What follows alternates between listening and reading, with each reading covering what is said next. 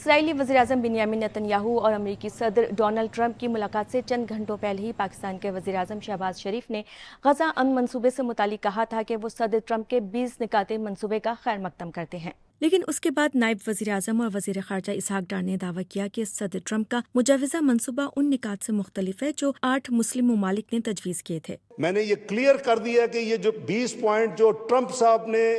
جو پبلک کی ہیں یہ ہمارے نہیں ہیں، جس سے یہ سوال اٹھا کہ شاید پاکستان اب امریکی صدر ڈونلڈ ٹرمپ کی طرف سے پیش کردہ مجوزہ غزہ امن منصوبے سے دوری اختیار کرنے کی کوشش کرتا نظر آ رہا ہے۔ تو کیا پاکستان صدر ٹرمپ کے تجویز کردہ غزہ امن منصوبے سے دوری اختیار کر رہا ہے؟ اسحاق ڈار نے پارلیمان سے خطاب میں کہا کہ اگرچہ یہ مجوزہ پلان پاکستان سمیت 8 ممالک کی تجویز کردہ نکات سے مختلف ہے، لیکن اب اس پر سیاست نہیں ہونی چاہیے اور پاکستان صدر ٹرمپ کے ساتھ ان نکات پر کام کرے گا جو 8 اسلامی ممالک کے مشترکہ بیان میں بتائی گئے ہیں۔ دس از دی اینڈ ریزلٹ،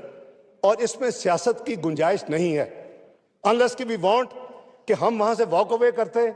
اور ہم اس کو چھوڑتے، یہ ایفرٹ ہی نہ کرتے تو ہمارے لیے بہت آسان تھا۔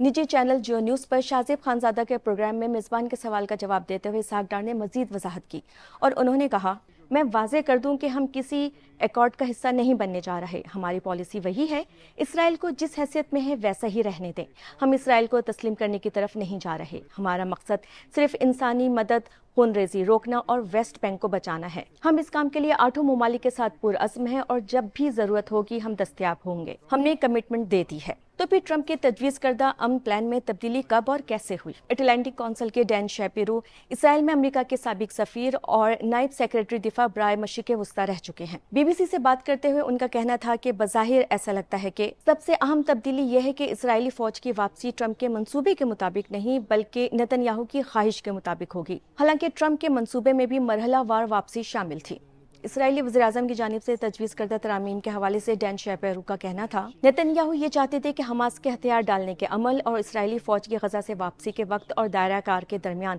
واضح ربط بنایا جائے اور یہی ایک بڑی تبدیلی تھی۔ وہ یہ بھی واضح کرنا چاہتے تھے کہ فلسطینی اتھارٹی کے لیے ایک اصلاحاتی عمل ضروری ہو جو جنگ کے بعد یا کم از کم اپنے کردار کے آغاز کے دوران عمل میں آئے۔ وہ کہتے ہیں کہ شائع ہونے والے منصوبے میں بتایا گیا ہے کہ واپسی کے مراحل حماس کے ہتھیار ڈالنے کی پیش رفت سے جڑے ہوں گے۔ اس کے علاوہ واپسی کے آخری مراحل میں بھی IDF غزہ میں ایک حفاظتی حدود برقرار رکھے گی جب تک کہ سیکیورٹی کی صورتحال بہتر نہ ہو جائے۔ ڈین کے مطابق یہ وہ نکات تھے جو ٹرمپ نے پیش کیے، لیکن ممکن ہے کہ یہ منصوبہ ہفتے کے آغاز میں عرب رہنماؤں یا نیو یارک میں پہلے پیش کیے گئے منصوبے سے مختلف ہو،